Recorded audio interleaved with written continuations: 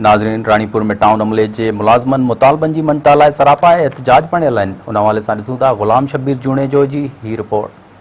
असी मौजूद आयूं रानीपुर टाउन कमेटी अंदर ऐं कच्चन तोड़े पक्कन मुलाज़मन जेको आहे 4 महीननि खां वठी मुसलसल एहतजाज कंदा रहिया आहिनि, पर हिन नट केरु हींअर तोड़ी लड़ी न आयो। हिकु मुलाज़िम जी न्याणी जेका आहे उहा बीमार इस्पताल हुई, उहा फोत थी वई, त उन्हनि सां केर बि चूंडियल नुमाइंदो ताज़ियत करण न आयो आहे। उन हवाले सां अचो त हितां जे मुलाज़िमनि ऐं हितां जा जेके मज़दूर तबिको आहे शहर खे सफ़ाई कंदड़ आहिनि, उन्हनि सां ॻाल्हि ॿोल कयूं था त उन्हनि जा वधीक छा चवण आहे।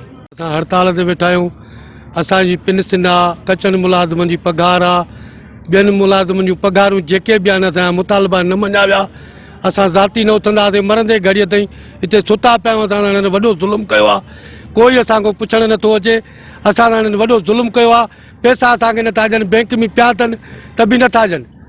हिननि वॾो असां सां नाहक कयो आहे। जावेद शाह उते असांखो वोट वठी घर वेठो आहे त असांखे लड़ी नथो अचे। जेके भी असांजा मुलाज़िम कच्चा आहिनि, पेंशनर आहिनि या रेगुलर मुलाज़िम आहिनि, उन्हनि खे पघार ॾिनी वञे। उन्हनि जा जेके जाइज़ मुतालबा आहिनि असांजा सभु मंज़ूर कया वञनि। ॿी सूरत में असां हिन एहतजाज खे अञा वधाईंदासीं। 15 ॾींहंनि खां हले पियो। मां ईअं चवंदुमि त अंधनि जे शहर में आईना था खपायूं। हिते असांजी दाद रसी नथी थिए, असांजो आवाज़ नथो ॿुधो वञे। वॾे अफ़सोस जहिड़ी ॻाल्हि आहे। इन जे करे असां तओ खणी कैंप ते वेठा आहियूं त जेका असां सां नाहक आहे, ज़ुल्म आहे।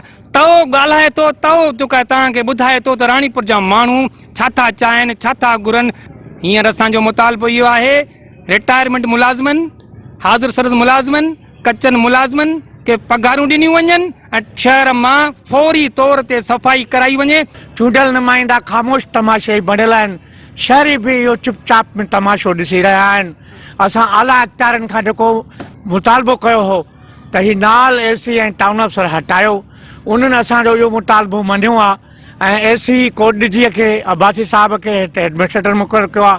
असां वटि साबिक़ा टाउन अफ़सर ग़ुलाम मुर्तज़ा जागीरानी, उन्हनि जो बि ऑर्डर थी वियो आहे। सूमर ॾींहुं इंशाअल्लाह हिते ईंदा। हीअ असांजी कैंप तेसि ताईं क़ाइमु रहंदी जेसि ताईं कच्चनि मुलाज़िमनि जी 4 महीननि जी पघार, रिटायर मुलाज़िमनि जी पेंशन, माह अप्रैल जी पघार इहा न मिलंदी। तेसि ताईं असांजी हीअ कैंप जारी रहंदी ऐं असांजी हड़ताल ख़तमु न थींदी।